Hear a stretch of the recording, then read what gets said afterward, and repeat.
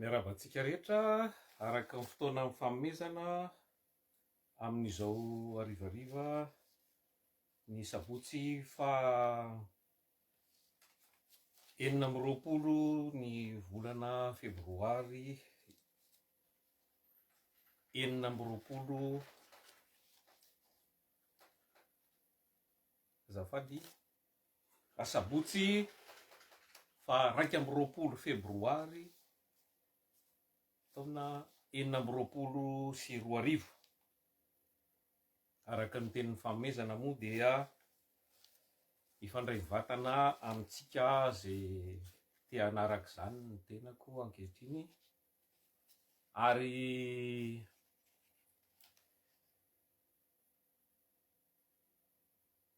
lavalava ihany ka samy mankatoerana aky mamakatoerana tsara zay vonona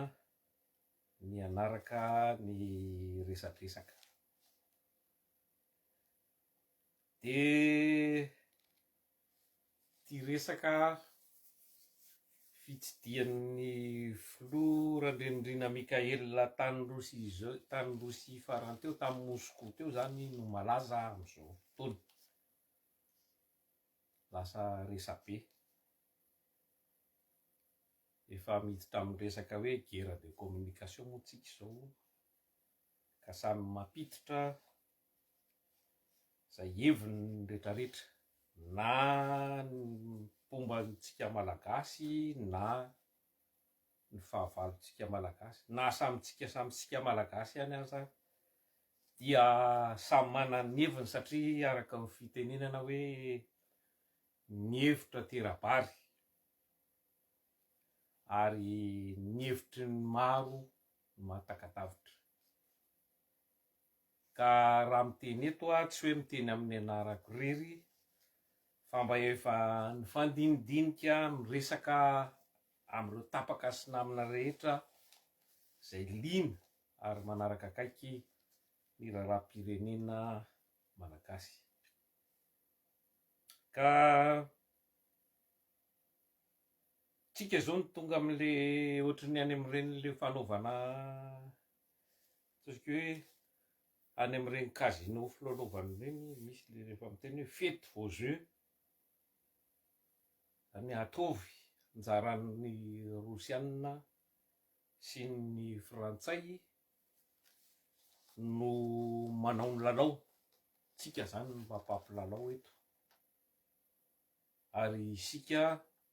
no tompony teny farany, zay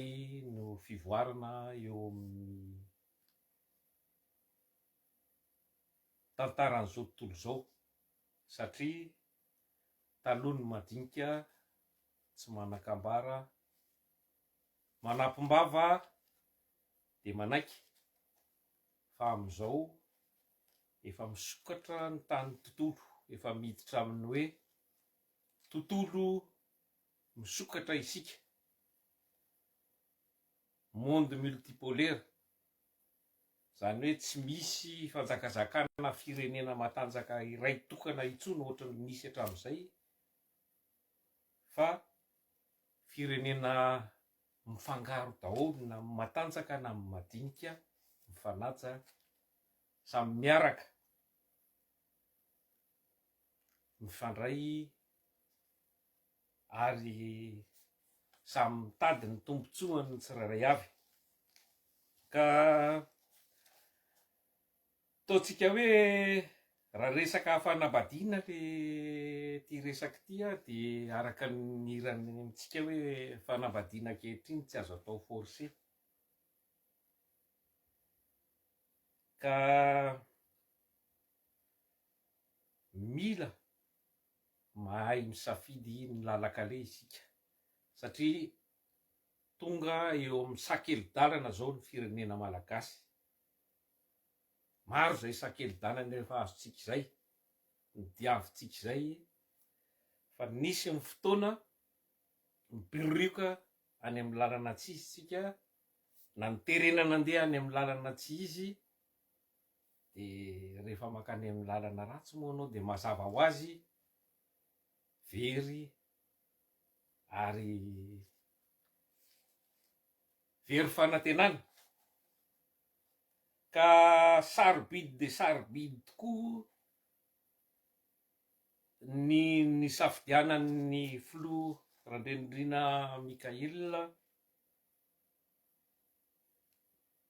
ny fandehanany tany Moscou iny, zay fitsidiana ara-pomba ofisialy voalohany zay nataony zany hatramin'izay nitantanany ny fitondrana fanavozana. Ka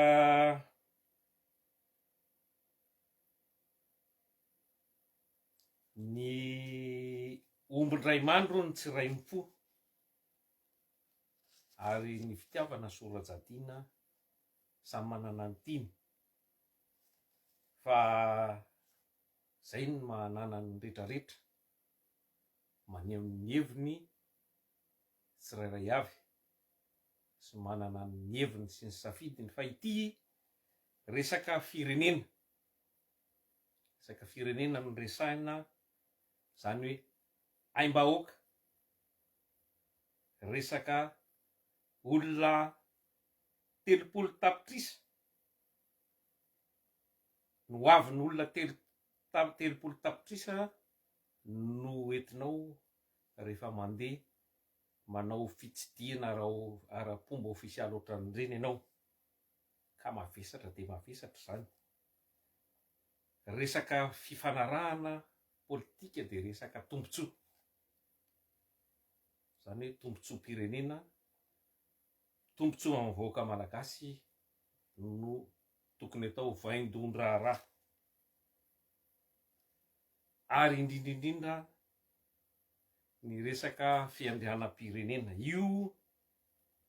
no tena fototra ny zavatra rehetra, satria rehefa tsy manana fiandrianana ianao de tsy asian'ny sasany vidiny. Ka ny fiandrianam-pirenena no fototra ny fahaleovantena. Matoa tsika mbola miaina anatina fahaleovantena tapany, fahaleovantena bidon azo lazaina hoe anarana fotsiny, dia tsy mbola ao anatin'izany fahaleovantena zany sika ankehitriny. Ny atao hoe firenena mahaleo tena dia firenena manana fahafahana mitondra ny firenena, zany hoe misafidy ny itondran'ny fireneny ankalalahana, tsy misy tsindry avy any velany. Tsika moa de zay foana ny zava-nisy hatramin'izao, ny vahiny indrindra moa fa ny frantsay no mipiloty ny fitantanana amin'ny Madagasikara. Ny atao hoe fahaleovantena dia tsy vitan'izay hoe tsy fisiana tsindry na hery vahiny avy amin'ny velany, hoe hery matanjaka avy amin'ny velany zay ihany, fa mifananana sistany mazava, incontestable, zany hoe mifananantsika sistany mazava hoe io Madagasikara, reto nosy reto ao anatin'ny Madagasikara tsy ifandraisany amina iza na iza. Zany ny atao hoe firenena manana fahaleovantena marina. Ary ny atao hoe firenena manana fahaleovantena de firenena mahavita tena, zany hoe mahavita tena na sakafo io, na angovo io, na rano io, resaka teknôlôjia rehetrarehetra, lalana sy ny sisa. Mbola lavitry ny afo ny kitay raha izay no resahany eto amintsika, satria na ny haniko hoanitsika fotsiny aza dia mbola miandry fanampiana avy amin'ny velany tsika. Ary zao fotoan-tsarotra mianjady amintsika tao aorianan'ireny rivo-doza roa ny sesy reny, dia milaza mazava fa tsy mahaleo teny isika, satria tsika tsy mahavita teny. Cyclone roa mandalo dia mikorotana ambony ambany ny fiainantsika maty daholo zay maty, tsy hita ny lalakale ratsy. Misy ny fanampiana avy amin'ny velany, miankin-doha zany sika. Ka araka ny voalazako teo ny hevitra manokana moa ty de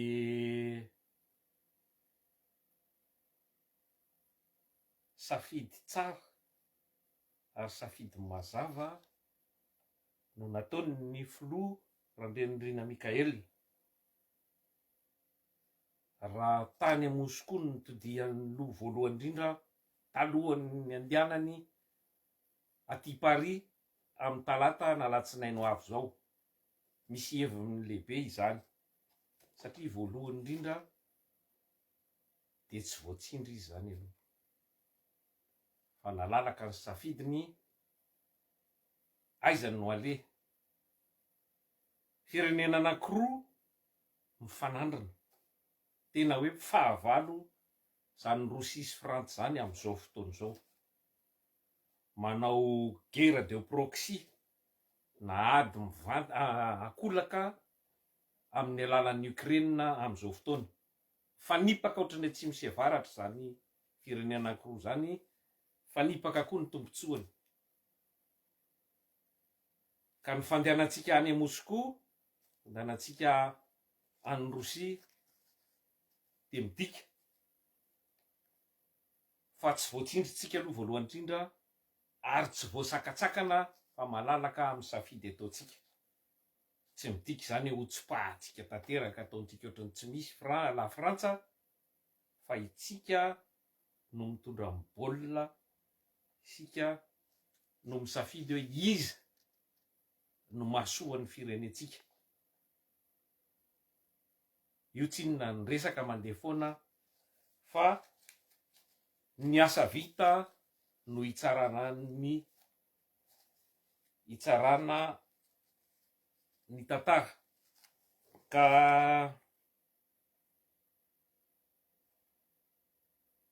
tsy tany Paris izy aloha fa tany Moscou, satria tsy nanaraka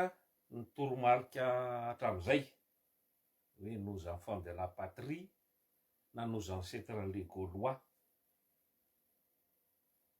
Misy dikany be dia be ny safidy, satria amin'izao fotoana zao dia misokatra amina tontolo zao multipolaire, zany hoe tsy anjakan'olo tokana ntsony isika fa tontolo zao misy hery afaka mifanandrina amin'ireo zay nanjakazaka ireo tandrefana imperialista, nanjakazaka teto amin'ity tany ity efa ho 200 taona ny sesy zao. Miova tanteraka zany ny rivotra iainana, miova tanteraka ny rivotra politika eo amin'ny sehatra iraisam-pirenena. Ka hevitro manokana ny ahy, fa mety maro koa ny ray hevitra amiko, tsy vao izao no nisy fifandraisana teo amin'ny Madagasikara sy Rosia, fa efa ho 5 taona izao. Ary tiako tenenina hoe ny Rosia sy Rosia moa zany fa iny mbola iverenako kely rehefa avy eo, ny firaisana sovietika ny antsoina nisy an'ny Rosia tamin'izany fotoana zany sy ny fédération de Russie amin'izao fotoana zao dia tsy misy ifandraisany fa efa niova tanteraka ny zava-misy ankehitriny. Tantara moa mivoatra iaraha manaraka.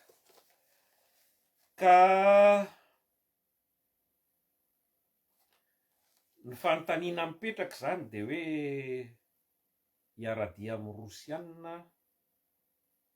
sa hiaradia amin'ny la Frantsa. Iza no hitondra soa bebe koa ho antsika malagasy? Zay no fanontaniana mipetraka.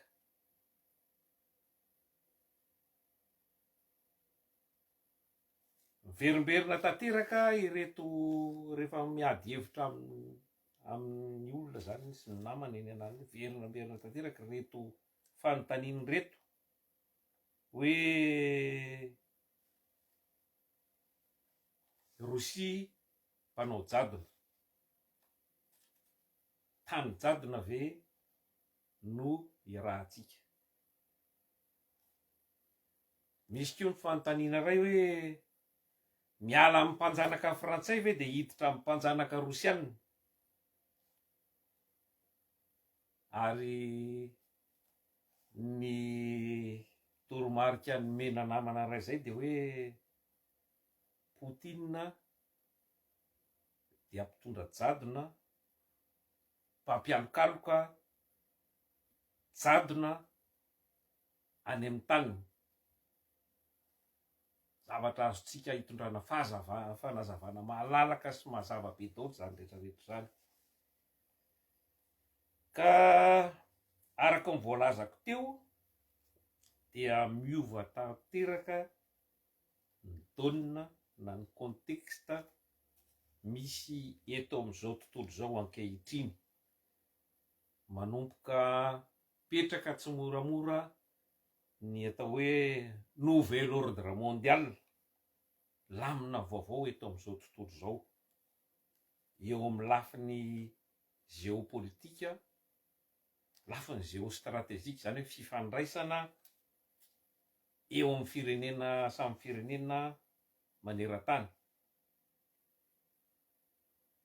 Ka noho izay fiovana zay dia tsy maintsy raisitsika ho chance, zany hoe zavatra tsara ho antsika tsy azotsika avela mandalo, satria raha vao miraikiraiky tsika de tavela sy taramasinina ohatrany nanjoantsika hatramin'izay. Ka amaly an'le fanontaniana mipetraka teo raha ohatra hoe resaka Frantsa, resaka la Frantsa, dia tantara lava de lava no efa nisy eo amintsika sy ny fitondrana frantsay. Ka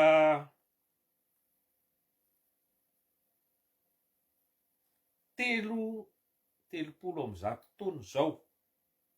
no nanaloka atsika ny fitondrana frantsay, nanomboka tany amin'ny taona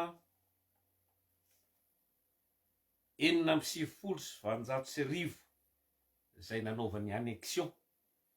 nanjanahany ny firenentsika. Zany hoe annexion zany dia raisiny ohatrany hoe annexe, zany hoe tany tanteraka anazy fananany Madagasikara sy ny arena rehetra ao aminy sy ny mponina rehetra ao aminy. Tsy misy antsika intsony zany na ny kodiny ary moa fitenenana. 70 taona zao, 15 aogositra 1970, 70 taona ty aoriana, taona 1920, mbola nijapahany frantsay ihany ny raharaham-pirenentsika malagasy. De reny raha antsika mahita reny nidirany ankeriny tsy misy alalana ny abakabaka malagasy nampandosirany ny apondrany sovaliny saribakoliny rajoelina 20 cm zavatra averimberiko foana fa tsy misy fanaovana tsinotsinona firenena iray mihoatra izany fa nitsakitsahana ny faritra firenena iray tsy misy alalana eritrereto hoe misy itsofoka any amin'ireo tandrefan'ireo ny rosianina ohatra amin'io ady any Ukraine io hoe itsofoka ao Polonia na itsofoka ao Alemana tonga de raikitra ny ady lehibe satria zavatra saripady zany faritra firenena iray zany. Tsika de mbola nitsofohany tsotro zao ary tsy vitany hoe nitsofoka izy fa raha nanaraka tsika tsy nisy na iray amin'ireo mpitondra tsika sahy nijoro nanakina ary nanameloka ny vantana iny resaka exfiltration nampanaova Macron tao amintsika nampandosirana ny rajoely iny mbola resaka mbola lavabe mbola tsy vita iny fa iny aloha de alaheliko manokana mety stratégie politika tsy ihany mihitsy fa tokony nijoro mazava ny firenena ny fitondrana ankehitriny fitondrana fanavaozana nanameloka an'iny incident diplomatika goavana iny nampiantso ny ambassadeur frantsay na naka zavatra entitra lavitra noho izany satria zavatra gravy filoham-pirenena namotika firenena nandritry ny 9 taona namon'olona tena hoe nanao tsy nety nanao nanodikodimbola nanao nyty rehetrarehetra ty noentinao mandositra zavatra grave zany point négatif tena ratsy be ho an'ny la France zany vis-à-vis amin'ny firenena malagasy sy ny vahoaka malagasy ka ao anisan'izany koa amin'ny resaka politika miaraka amin'ny la France ihany de mbola fibodona ireo nositsika zay nositsika mazava araky ny résolution fanapahan-kevitry ny firenena mikambana tamin'ny assemblée générale ny firenena mpikambana résolution 34/91 tamin'ny 12 Desambra 7/7 zay nanamafy fa any Madagasikara mahadiodio ireo nosy kely mbola bodon'ny frantsay ankehitriny reo zany de fa zavatra iray goavana manapozina amin'ny fiainatsika fiainam-pirenentsika mamono ny fiandrianam-pirenentsika mamono ny fahaleovantenatsika satria tsika tsy manana sistany mazava zany hoe tsy azo lavina zany hoe raha ny lalàna de mifandray tsy maintsy mifandray mifandamina amin'ny frantsay tsika amin'ireo moranomasinitsika ireo nositsika ireo zany hoe raha mifandamina amitsika de reo arenatsika rehetra ao anatiny ao zay antony ibodony an'ireo tanitsika sy nositsika ireo ao ambany ao zavatra arena be ao zay ny samy alany an'io ka zany rehetra zany de mbola iverenako rehefa aveo satria ao anatin'ny fifandraisana daholo zany Rosia tany matanjaka isan'ny membre ao amin'ny conseil de sécurité efa nilaza mazavy Poutine tamin'ny kabariny tamin'ireny fandalovan'ny filoha randrenireny fa afaka manampy antsika eo amin'ny sehatra iraisam-pirenena eo amin'ny resaka ONU resaka firenena mikambana zany manana ny toerany maizy azy izy afaka manome hevitra sy manampy miaro ary manampy atsika amin'ny famerenana ireo nositsika zay bodon'ny frantsay ankeriny tsy andrarin'ireo. Nisy koa ny fotoana tamin'io resaka na fandraisana lafrantsy io nanereny antsika iandany amin'ny Ukraine amin'ny ady misy eo amin'ny Rosia sy amin'ny io moa de niteraka problema satria ny fandaka ny kabariny lazainy ministra ny rarambahiny sy Rajoelina zay nanitsy aingany nasain'ny frantsay nanitsy ny zavatra teneniny zany koa tantara zavatra ao anatin'ny fanitsakitsahana sy fanindrina frantsay ny firenena malagasy daholo zany. Ka eo amin'ny resaka ara-tantara izany dia mbola misedra ny zioga ny fanjanahantany frantsay isika am'izao taona 2024 izao taonjato faraika amby folo, satria ny fitazomana an'ireo nositsika ireo zany hoe mbola manao annexion tony fananany ireo nefa zany faritra tany pireneny zany ny territoire national zany dia indivisible tsy azo zaraina rehefa mbola zanahany reo dia nama mbola manjanaka atsika izy ny dikany. Atsika moa mbola kely sandry tsy mbola misy esandro manoana antsika de petrapetraka tsika sy mangina fa atsika ndray tsy anaika na oviana no angalany an'ireo nosy tanitsika ireo. Ny resaka fanjanahantany tompoko amiko ny resaka tany amboalohany hoe fanambadiana ankehitriny tsy azo atao forcé fa ny resaka fanjanahantany zany de resaka viol, resaka fanolanana no azo anoarana an'izany, zany hoe resaka filana ankeriny ary amina bibiana anatina bibiana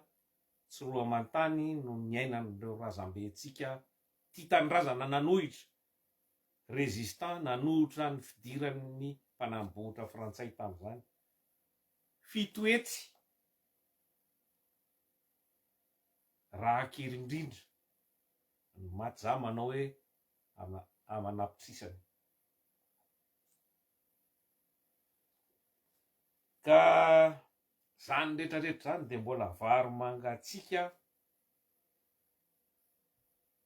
napetraka ireo mpanjanatany frantsay ireo amitsika mandrak'izao satria sady tsy misy fanekena fiekena diso ny mbola manindry ny mbola mambotry na de efa betsaka sy maro arany zavatra efa lasany ka miraikitra ohatrany dita ny dita hoe didina vo afaka rehefa miraikitra amina omby na miraikitra amin'ny tenan'ny olona zay no fanjanahana frantsay. Ary ny Frantsafrika de miroborobo tokoa eto amitsika mandrak'izao reo karan'ireo moa no kitro ifaran'ny zareo amitsika am'izao satria reo no tompony ny arena rehetra ao amin'ny firenetsika io eo amin'ny lafiny rehetra mihitsy eo amin'ny lafiny fitantana pirenena io na resaka dia reo ny bazy irahan'ny reo mafia mpandroba Frantsafrika toana ny fitondrana frantsay. Ka mbola i Frantsa ihany koa no mankatoa hoe iza no irotsaka filoham-pirenena, iza no irotsaka na iza ny tsy irotsaka filoham-pirenena, ary tsy vitan'izay fa iza no lany, satria tamin'ny 14 nametrahany ny CENI manerana an'ireo firenena rehetra zanatany ran'ny Afrika, ary sika moa dia tamin'ny 2015 no nametrahany any Rajoelina teo amin'ny fitondrana. Iny tsisy resaka iny, satria betsaka dia betsaka tokoa ny pirofo sy ny vavolombelona. Vavolombelona moa tsy misy ohatran'ny tompoklahy Didier Ratsiraka zay filoham-pirenena teo aloha, zay miteny mazava mivantana ohatran'izao ataoko mivantana miresaka amintsika rehetra zao hoe ny Frantsay ihany anie no niangavy anampy an'Andriamatoa Rajoelina anongana ny Ravalomanana. Tsy misy afaka mandà zany na izy mapetraka ho tantara mandrakizay zany. Izy zany nametraka ny Rajoelina, izy nanongana ny Ravalomanana, de mbola izy ndraiky io nanafitra ny Rajoelina, exfiltration. Dikan'izany hatramin'izay ka hatramin'izao mbola eo ihany izy. Ny tena tiako nampidirana ny resaka tamin'ny voalohany teo fa mbola hoteneniko any amin'ny farany, de tokony sahijoro amin'izay tsika hoe ici c'est Madagascar. La Frantsa i Macron moa tsontsona tany amin'ireny nositsika bodoniny reny indray mandeha hoe ici c'est la France. Tsy tompoko, ici c'est Madagascar. Tokony sahijoro amin'izany tsika na ino kidona na ino kiatra, raha zany de tsy ho tafavoaka mandrakizay ny firenentsika. Ka resaka CENI teo napetra ny Rajoelina, nasainy nanangana ny CENI, mody natao hoe CENIT, zany hoe CENI transition, moa le hoe tsaika commission électorale neutre et indépendant. Resake daholo zany rehetrarehetra zany, de nasiana te tany amin'ny farany hoe transition. Ary nanamafy Rajoelina tamin'izany fa hoe mandritry ny tetezamita no anaovana an'io CENI io, fa rehefa vita ny tetezamita de miala io. Izy moa nanitatra tetezamita 5 volana lasa 5 taona, 15 taona, de io mbola ifakahitantsika hatramin'izao. Io CENI io napetraka amin'ny Frantsay usine fanamboarana saribakoly, zany hoe fanamboarana an'ireo mpitondra, fametrahana an'ireo mpitondra saribakoly natao niaro ny tombotsoany. Zay ny dikan'io CENI io, tsy misy afa-tsy ary izy mifinanse an'io. Io CENI io de usine natao angalaram-bato ary anodikodinana ny valim-pifidianana. Tsy niary pirofo manana antsika, roa hetsy ray tapitrisa ny doublon natao tamin'ny fifidianana tamin'ny 13 zavatra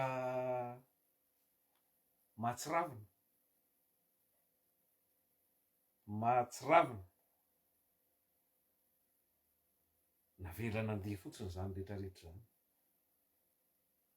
Zany no politika miaraka amin'ny Frantsa, zany hoe na amin'ny fomba rehetra de ataony zay ametrahana olona eo amin'ny fitondrana, na fomba maloto na fomba inona io, tsy misy tena hoe tsy misy fatahorana an'Andriamanitra fa na zany amin'ny fomba mody atao fomba madio de resaka sarotsarom-pifidianana, resaka pseudo demokratika zany. Sarotsarom-pifidianana andaniana amin'ny alabato na déstabilisation na fanonganana, tsisy miafan'izany le nanjohan'ny filoha Ravalomanana, filoha Gbagbo tany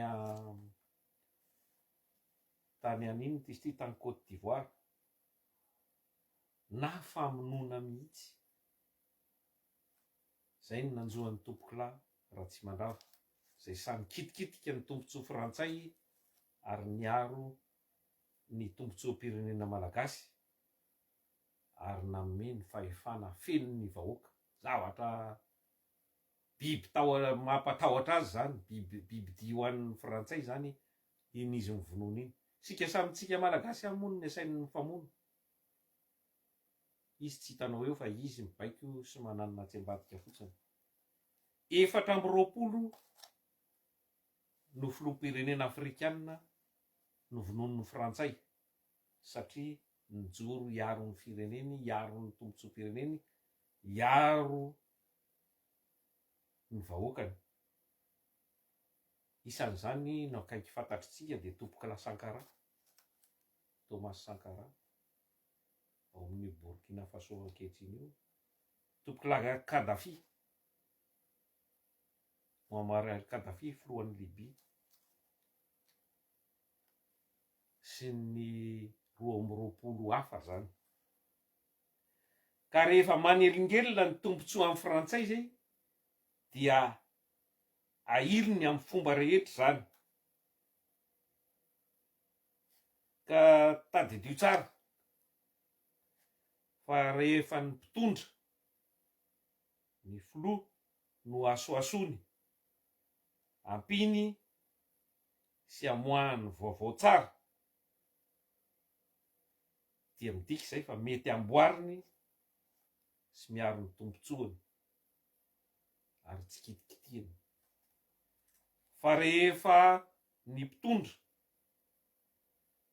no amoahany vaovao ratsy, anaovany diabolisation, fanaratsiana, korontaniny, tetehiny ahongana, lazainy fa terrorista, lazainy fa junte militaire, ohatran'ireo misy any amin'ny any Sahel ankehitriny reo, lazainy fa tsy manaja ny demokrasia, de dikan'izay miaro ny tombontsoam-pireneny zay mpitondra enjehan'izay, zany hoe tena filoha tia tanindrazana marina. Ka manelingelina ny tombontsoa frantsay matoa hitrikitihiny sy potehiny amin'ny fomba rehetra araka ny lazaiko teo izay. Ka mazava zay nisy safy be mantsina kely nataoko teo momba ny fifanarahantsika fiaraha azo lazaina hoe, za aloha tsy milaza an'izany hoe fiaraha-miasa zany, fiarahantsika tamin'ny frantsay tao anatin'izay 19 taona nazahoantsika fahaleovantena zay, tao anatin'izay 30 taona nanjanahan'ny frantsay ary mbola anjanahantsika malagasy hatramin'izao andron'iny zao. Ka fotoana zao ietsehantsika satria ho any a Paris vao antso convocation ny any Paris, tsy maintsy tonga, tsy ohatran'ny taria Rosia afaka nilavin'ny filoha randrenindriny iny raha tiany lavina ny fanasany iny, fa aty a Paris tsy maintsy tonga mirendre raconte amin'ny lehibe.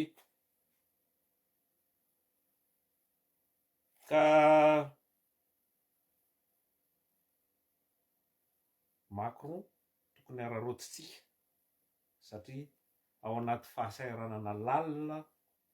ny firenena frantsay amin'izao fotoana izao, ary anaty fahasahiranana sy korotana krizy politika efa ataonany maro zao, satria Macron raha ny tokony ho izy tsy tokony hitondra ny la Frantsa intsony amin'izao andro itenenako zao,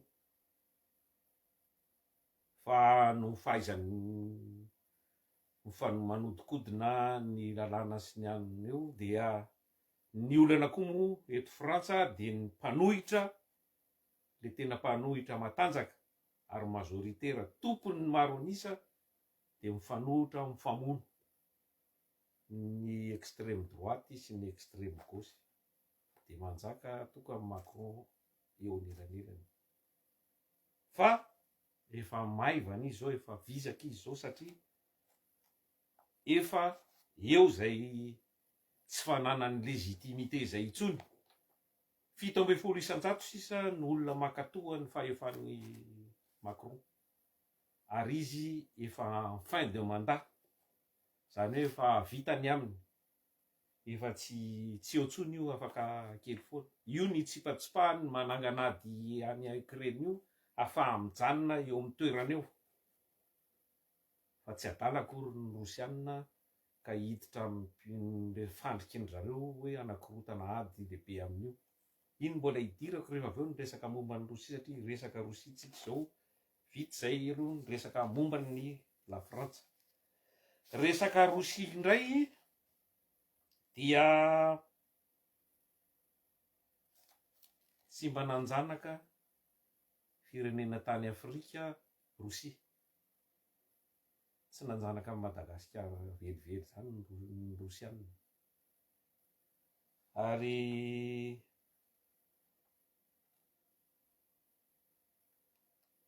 eo no tokony ho fantatritsika rehetra, satria mbola be manafangaro ny hoe URSS zay efa tany amin'ny taona 2000 no efa nanjavona, zany hoe ny firaisana sovietika sy ny fédération de Russie ankehitriny. Tantara lavalava fohifohy ihany no natongavana amin'izao toerana misy ny Russie amin'izao fotoana izao. Ezahako fitinina faran'izay aingana. Ka le natsoina taloha zany ny fandraisantsika tamin'ny 570 sy 710, fotoana nitondran'ny tompoklafo Didier Ratsiraka. Tamin'izany tsika no mifandray tamin'ny mbola URSS izy, Union Soviétique izy tamin'izany. Ka tamin'ireny fotoan'ireny dia efa nanomboka misavorovoro ny resaka Union Soviétique. Ny Union Soviétique moa dia vondrona repoblika maromaro sosialista sovietika moa zay ny dikany hoe URSS, hoe Union des Républiques Socialistes Soviétiques. Nisy repoblika 5 tao anatiny,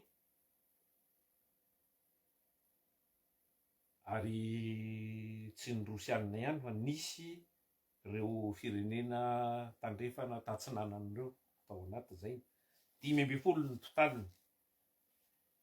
Ka le fitondrana sosialista sovietika tamin'izany zany dia nifototra hoe ny fanjakana daholo mitantana ny rehetra sy mitany mizara ho an'ny rehetra rehefa avy eo.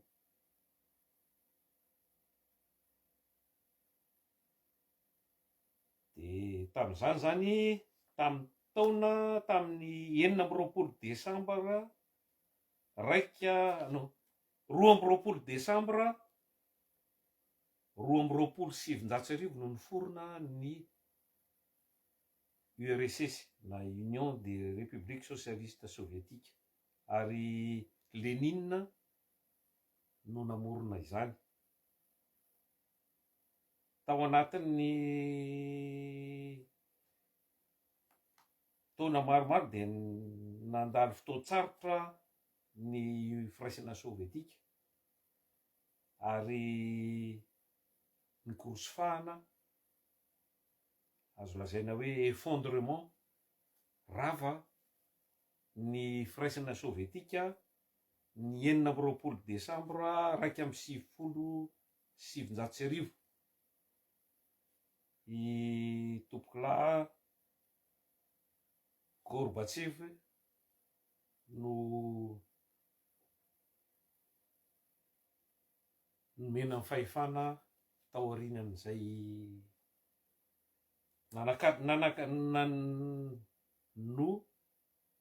namono amin'ny fomba ofisialy ny firaisana sovietika ary name fahefana any tompoklaa Boris Eltsine zany zao ny efa mpitondra akaikaiky fatatsika taorianan'ny faharavanina firodanan'ny firaisana sovietika zany taona 1970. Tsika 570 no niaraka tamin'rareo ary tao anatin'ny krizy mafy ny firaisana sovietika tamin'izany ary zay no nampiongana ny tompoklaa Didier Ratsiraka satria tsy nanana hery tsony ireo sovietika ireo nanohana anazy ary tetsen-daniny de izy naneo fa manohana any Saddam Hussein tamin'ny aty tany Irak. Zay no namitehany tandrefana namitehany Amerikanina ka isan'ny antony nampiongana azy tamin'izany fotoana zany. Nisy zavatra roa farany azo atao hoe ao amin'ny nanamafy ny fiandrianam-pirenentsika ny zavatra nataon'ny tompoklaa Didier Ratsiraka tamin'izy niaraka tamin'ny firaisana sovietika tamin'izany fotoana dia ny fanalana nananany fahefana zany nanala ny bazy miaramila frantsay tany De Gaulle tany Antsiranana sy nanala ireo Amerikanina tao Meritsetosika fiandrianam-pirenena malagasy daholo zany rehetrarehetra zany ary isaorana azy satria raha tsy izy nanao azy mbola teo ny miaramila frantsay hatramin'izao. Ka raha eo amin'ny tantara zany ny Rosia dia rava ny firaisana sovietika tamin'ny 1970 ka i Rosia republikan'ny Rosia ankehitriny io no nanohy ny tantara. Boris Eltsine no filoha rosiana nandritry ny nanomboka tamin'ny 1970 ka hatramin'ny 1970 voaterinialy izy tamin'ny 1970 no naresaka tsy fahasalamana nanao démission araky ny lalam-panorenana rosiana dia ny Premier Ministre zay filoha Vladimir Poutine ankehitriny io no nandray ny fitondrana ary nahazo fahefana feno Poutine tamin'ny taona 2000 rehefa lany tamin'ny fifidianana ara-dalàna dia mbola io izy tantana ny Rosia miady ho an'ny fiandrianam-pirenen'ny Rosia hatramin'izao io satria be ny resaka amin'io resaka hoe ady any Ukraine eo amin'ny Ukraine sy Rosia io fa Rosia no nanao herisetra zany hoe niagrese ny Ukrainianina fa tantara lava be io fa rehefa tsy mandinika lalina isika dia tonga dia mandeha amin'izay hevitra maika izay hoe ny Rosiana no ratsy ao amin'io ady io fa rehefa lalinina io dia mifandrimbotra efa lava efa ela be tantara taorian'ireny resaka hoe taorian'ny ady lehibe, resaka guerre froide, resaka hoe fanarahana teo amin'ny tandrefana sy ny tatsinanana hoe tsy misaka makany any antsinanana ireo firenena tandrefana, nefa zany ny zavatra mitranga. Misy traité, misy fanarahana maro resaka amin'ireo firenena mampifanelanelana ny Ukraine sy Russie zay nendohan'ny olana. Misy ny fanarahana tsy najain'ny tandrefana, ary mbola ao atsofoko manaraka eto mitetiky ny tandrefana anapitehana sy andravana sy izarazarana ny firenena rosianina, zany hoe dislocation, ravaina pitehana ho mora ararotina, tsy anana hery, satria ny firenena rosianina, Rosia manana angovo be indrindra aty amin'ny faritra Eropa, na petrôly io na gaz io, ary izy namatsy ny firenena Eropeanina hatramin'izay. Fa no nitan'ny Amerikanina fa nenatanjaka izy tamin'ny fitondran'ny Poutine dia nampiadiny ny Rosianina sy ny Ukrainianina, satria Ukraine taloha ara-tantara dia efa firenena tao anatiny, tsy hoe tao anatin'ny firaizana sovietika fotsiny, fa Ukraine efa tany amin'ny tantara aloha be tany tamin'ny fahampanjaka, tamin'ny royaume sy ny empire mbola niady no efa teo ambanin'ny fahefan'ny Rosia, ny Rosianina zany. Ka misy tetika fanapitehana, fizarazarana any Rusia amin'ny alalan'ny Ukraine ny tsy fohan-dralahy, satria nisy mpitondra firenena pro-rusiana, zany hoe mpomban'ny rosianina foana tao Ukraine hatramin'izay, fa naongany tandrefana, nametrahany an'io Zelensky ankehitriny io sy ny tao aloany io, ahafahany miditra ao Ukraine, nanokatra bazy miaramila, ary efa nanana fikasana ny anisy fitaovam-piadiana bomba atomika tao Ukraine. Ukraine moa dia isan'ireo nametrahan'ny sovietika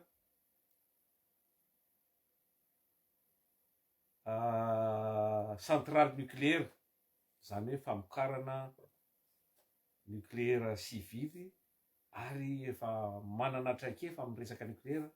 ary zay ny tsy fohan'rareo zay anana bomba atomika mba tsy hahafahan'ny Rosianina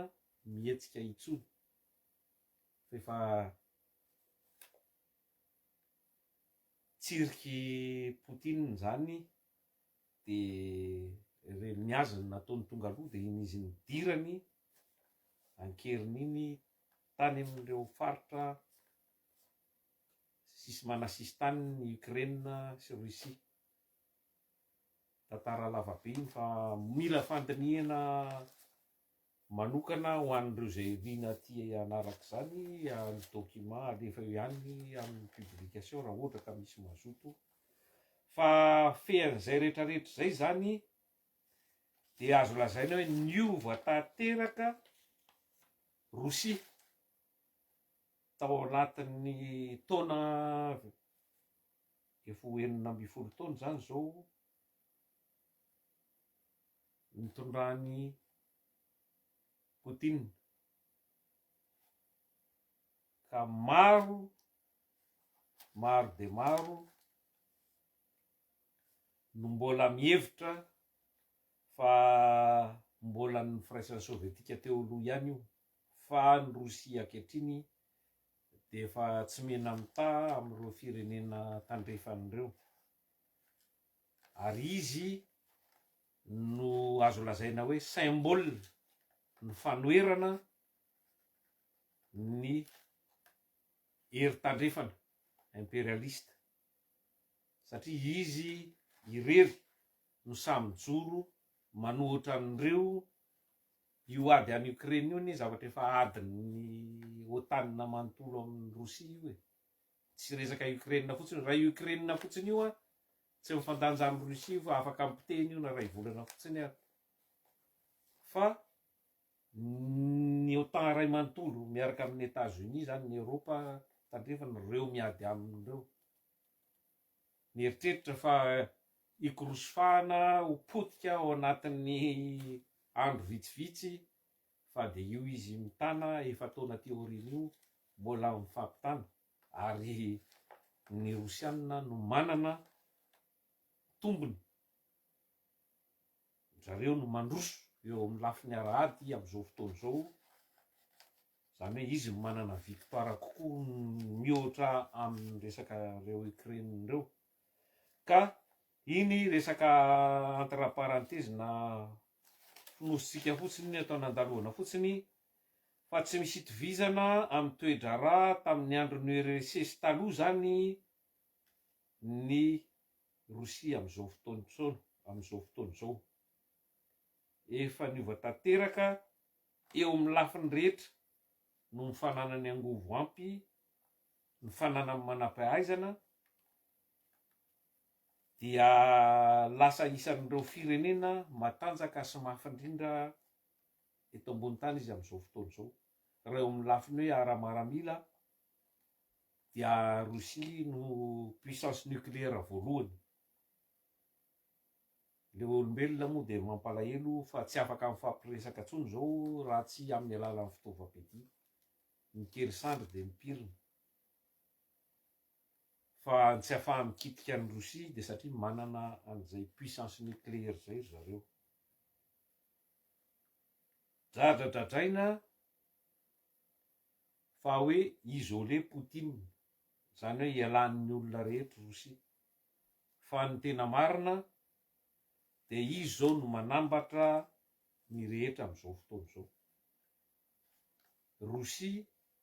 no isan'ny lolarana amin'ny resaka BRICS, zany hoe mampifandray an'ireo firenena aty amin'ny sud global zay afaka mifaninana amin'ny tandrefana. Rosia no firenena tarika ny vondrona BRICS io miaraka amin'ny Chine, miaraka amin'ny Sinoa. Sinoa moa de mahay mizongle zay ndalany azy nefa ery ihany mandeha manohana ny Rosia izy, fa etsy andaniny izy manararoatra manamafy ny tenany koa, ary sady fiarahan'ny Rosia Chine miaraka dia hery lehibe zany a afaka mifaninana amin'ireo impérialiste tandrefan'ireo, ka hery ampy anohana antsika eo amin'ny resaka azo lazaina hoe parapluie ve zany, fiarovana na pinga miaro antsika amin'ny setrasetran'ireo firenena matanjaka ireo, rehefa afaka, rehefa tena miray sy manana fanarahana mazava amin'ny ny firenena malagasy. Ka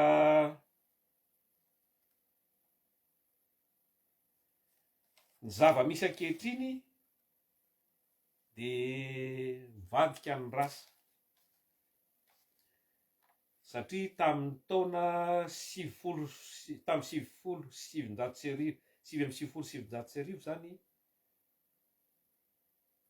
dia nikorosofahana tanteraka ary rava ny vondrona sovietika sosialista. Ankehitriny dia mivadika amin'ny kodiaran-tsarety ny vondrona tandrefana otanina imperialista mpanjana tany. Fanjakazaka indray zao no mandalo amin'izay sedra fikorosofahana zay, satria misaboritaka tsy mitena hoe mia mahantra fa noho ny fietsehany fifoazan'ireo firenena indrindrindra ty Afrika zay nataon'rareo filanireo nangalan'ny arena rehetra nampandrosoan'ny taniny efa manomboka manohitra tsy manaiky izany tsony de efa mivizaka. La Frantsa moa de efa zay manjo azy ankehitriny io, tsy azo intsony ny volamena amin'ny Mali, tsy azo intsony ny uranium amin'ny Niger, tsy azo intsony ny volamena sy ny uranium sy ny pétrole sy ny rehetrarehetra any amin'ireny tany reny. Ka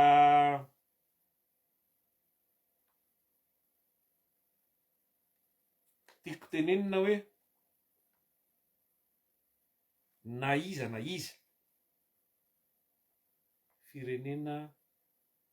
iarahantsika, zany hoe ananatsika fanarahana, de isika malagasy ihany ny tompona andraikitra voalohany na mandetika ny tanitsika na manandratra mampandroso ny tanitsika.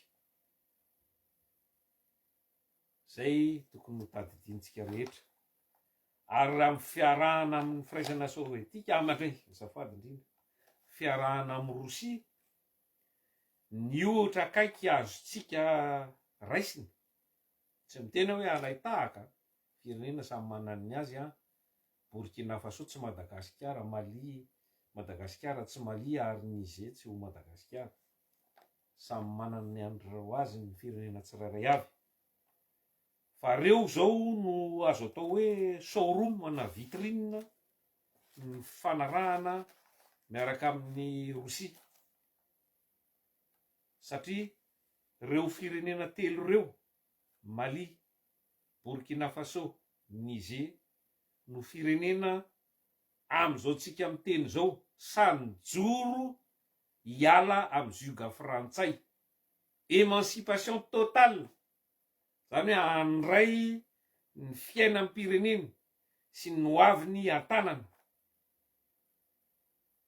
niala tanteraka ary tsy manaiky manda ny mbola fanindrin'ny frantsay sy ny fangalarany an'ireo arenany. Ka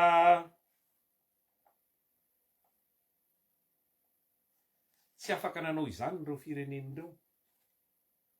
raha tsy nisy ny fitondrana rosiana, raha tsisy amin'ny Poutine. Eo nazavako mazava ny tena hoe subtilité ny filaza azy zany amin'ny fifandraisana amin'ny firenena rosiana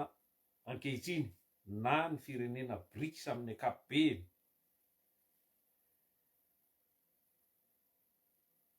Ny rosiana any amin'ireo firenena telo reo dia manome ny traikefany azy ireo, manome ny fahaizany zany, manangana infrastructure, zany hoe taoreo asa vaventy goavana rehetra ekinany aim-pirenena, resaka lalana, resaka famboarana barazy, resaka hopitaly, resaka fampianarana.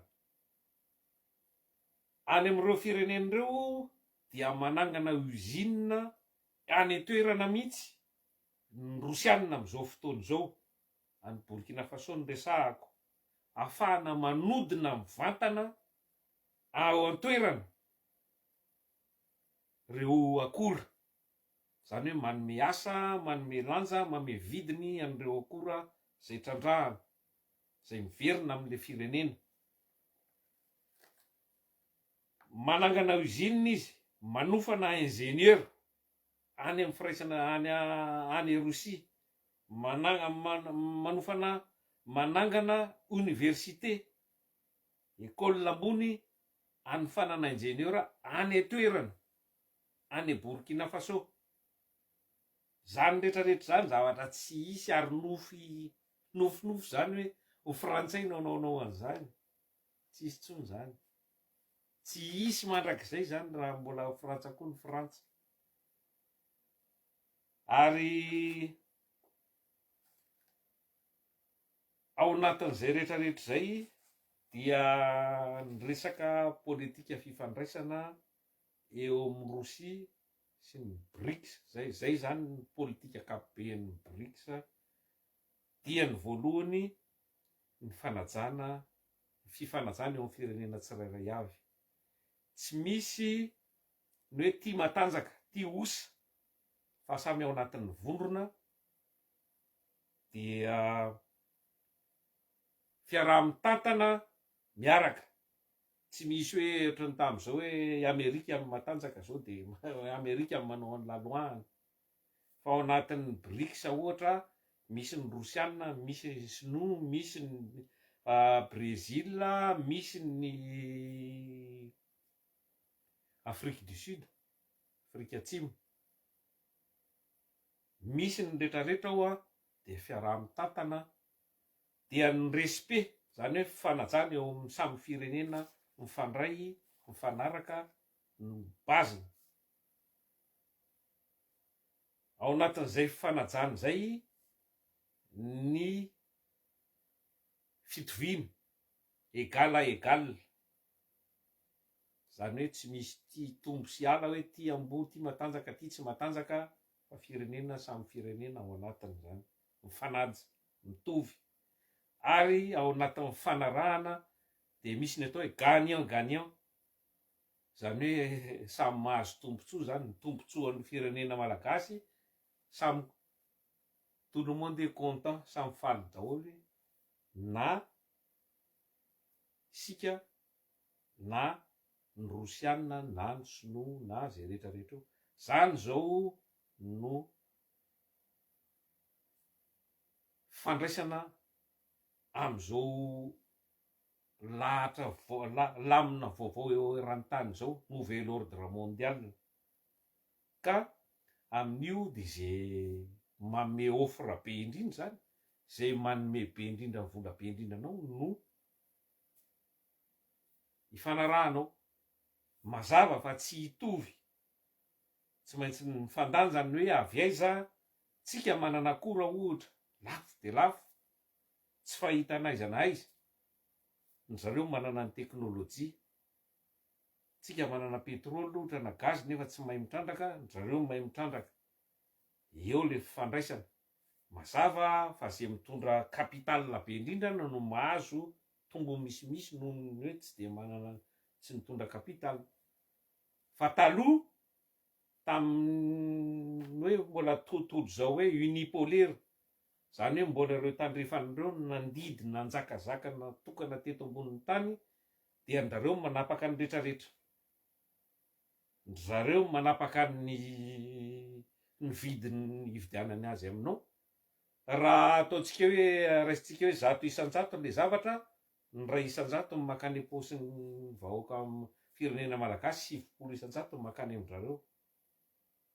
Le ray isan-jaton'le ho an'ny vahoaka malagasy ray mbola misy mpandidy antsy ndraiky io, mbola mangalatra ndraiky io le mpitondra apetrany ambotrin'le firenena, ohatran'ny 20 cm. Lasa miliardera ao anatin'ny fotoana fohy daholo. Ka na ny vidin'ny vokatra, izy tsy manana kafe, fa izy manapaka ny vidin'ny kafe. Zay ny lalàna ny varotra olo.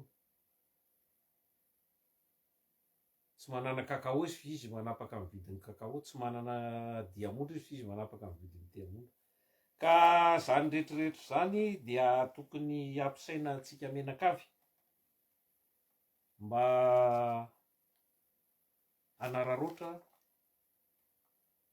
ny rivo-baovao entin'ity fiovana lamina iran-tany na nouvel ordre mondial ity mba tsy ho taraiky fa andray zay fepetra rehetra ahafahantsika misintona tombontsoa be indrindra amin'ny fifandraisana amin'ireo firenena iarahantsika. Tsika moa zao mbola fitondrana voamiana mandeha io, mbola ho asiko resaka ny momba ny resaka fitondrana fanavozana io satria maro ny zavatra efa mba hita tao anatin'ny fotoana fohy, nisy fivoarana, nisy fiatsarany, misy ny zavatra tena tsara miasa amin'ny fitsarana, misy safidy tena mety ataotsika, fa misy koa zavatra mbola mampieritreritra, misy zavatra mbola misababaka tsy mazava ka tsy maintsy maneho hevitra hatranytsika mba samy anaitra ny rehetra satria firenena tsy misy vahoaka taitra sy mandray anjara zany fitantanana azy dia firenena very ny dikany ka lasa manaonao foana mpitondra satria azo ahodikodina moramora foana rehefa tsy mivahoaka no aoriana ka manainga antsika rehetra anaraka akaiky ny fiainam-pirenena zay antoky ny tombontsoantsika rehetra rehetra tsy zarazara fa iray ina ary andray an-tanana ny ho avy ny firenentsika ka dia mametraka ny veloma mandra-piresaka indray amin'ny rehetra ary misaotra anareo naharitra na dia atao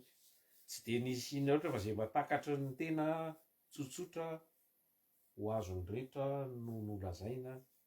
ka dia samy tena Andriamanitra daholo isika. Ho avy aty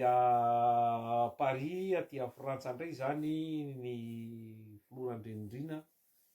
nafinaritra de mafinaritra ary isaorako azy manokana fa izy no filoham-pirenena malagasy voalohany tsy niteny afa-tsy amin'ny teny malagasy. Zany de tena zavatra isan'ny tsy pihana ary najanoko amin'ny fara mihitsy hoe any amin'ny fara vao misy any ny vetiny fa zavatra sarobidy ny fanajana ny tenim-pirenentsika zay mampiseho ny tena hoe fiandrianantsika tsy hitovizantsika amin'izaniza ka nizaniza eo am'lohantsika na miteny sinoa izy na miteny anglisy izy na miteny frantsay izy na miteny ina izy tsika miteny malagasy samy manana ny asiny mitovy amin'ny rehetra ka dia manantena ny filoran-drenindrina hanohy zay zavatra izay satria zavatra tena sarobidy zay. Macron mihitsy ny tena tokony hitenenao gasy ahafantarany hoe ohatrany ahoana zany gasy zany fa tsy andohalika lavo zao tsika hoe eo am'loana amin'ny frantsay dia tsy maintsy hiteny frantsay nefa tsika manana ny tenin-drazantsika, izy tsy miteny ny tenintsika ka ahoana tsika ny teniny reny ny filoha teo aloha Rajaonaromampianina teny foana manao plazia kabarin'ny Hollande no averiny manao investiture manao fiandrianana de amin'ny teny frantsay ny atao nefa mivahoaka malagasy no itenenanao ka dia misaotra tohizo zay tsara rehetra ary ianao fa niteny hoe rehefa misy tsy mety de tenenina ianao de zay koa tsy misorona fa miteny rehefa misy tsy mety eo aoka tsy hiverina amin'ny fomba ratsy teo aloha isika resaka fanindrina, resaka fandrahonana, resaka fampirorona, fisamborana, fanagadrana amin'ny resaka fanehoan-kevitra toy izy fa tsara aleo alalaka ny fanehoan-kevitra tsy hoe milahatra any amin'ny trezimeny ny olona de iongana ianao rapitso raha ny filarana no mampiongana olona efa be dia be niongana tamin'io niongana tamina fitondrana i Macron efa tsy teo ntsony fa efa lasa razana io raha hoe zay no dia mazava mihitsy ny tenin'ny rahalahy sy namana hoe zay tiany tenin'ny razany tiany tany razany ka dia mirarisoa mitsodrano ny Flo Michael hanana hery sy risika hiatrika any Macron satria Macron dia mazava ho azy fa tsy maintsy hanindry tsy maintsy ampiseho fa izy no mafy ary ianao dia tsy maintsy manaiky zay ny dikany fa zay mahatsara an'le maramila aloha satria maramila raha ny tokony ho izy dia tokony tsy mivady loyauté zany hoe tsy fivadihana amin'ny tanindrazana zay no tena an'ny maramila miaro ny tanindrazana na ao anatiny na amin'ny fahavalo na ao anatiny na ao velany ary voniko fato ho an'ny firenena ahiny mbola resaka hafa iny satria mbola iresaka momba ny resaka an'io zay no ataoko amin'ny manaraka momba ny resaka hoe fitondrana zay tiany antsoina azy moa na tetezamita na intérim na inona fa transition io na tiana na tsy tiana zany hoe tokony hipita any amina tena fahefana ara-dalàna zao moa efa manomboka kitikity amin'ny frantsay amin'ny alalan'ny OIA sy ny SADC hoe tsy ara-dalàna tsy constitutionnel io fitondranao Madagasikara io satria io itsofony alefany mandeha makany amty izy ty Swaziland taloha Botswanisa izy ety zany zao nitondra ny SADC amin'izao fotoana zao le mpanjaka iny zay tsy nisalasala ny teny hoe tsy ara-dalàna io fitondrana fanavozanao Madagasikara io satria tsy mijoro tsara araky ny tokony ho izy ka izay indray no resaka amin'ny manaraka ho ataoko eto ary tadidio fa Madagasikara dia mbola tsy afa-tsilo mbola misy vainafo miantona eo tapon'ny lohantsika dia Rajoelina sy ny frantsay kopaka ray zany entina andrina sy amtehina ny firenetsika raha olona ratsy ohatran'ireny no mbola mandositra milibaliba miriri dia aza mandrimandry manana aretina ary tadidio fa sanatria isika hoe namotriny hoe namomby biby tsy nahafaty fa tsy maintsy atao zay entana ny hevitra ineutralisena tanteraka any Rajoelina tsy maintsy atao ny fanalana fahefana tanteraka amin'ny fomba ofisialy nananany teo zao mbola misabatsay intsony fa ahoana na ahoana dio ararotiny mbola olona marary saina moa mbola mijoro milaza ho amin'ny anaran'ny firenena malagasy ka mirary soan'ny rehetra mirary soan'ny filorandrenirina fakahita etsika raha ohatra ka tonga aty Paris ianao satria zay tsy maintsy anao zay atokavana ao anatin'ny ambasady vonona ny resaka mivatana aminao satria tsy misy ohatry mifanatrika tava rehefa miresaka raharam-pirenena ohatran'ny zao ataoko zao ka dia veloma mandra-peona daholo indray tompoko lahy sy tompoko vavy mandra-peona daholo indray io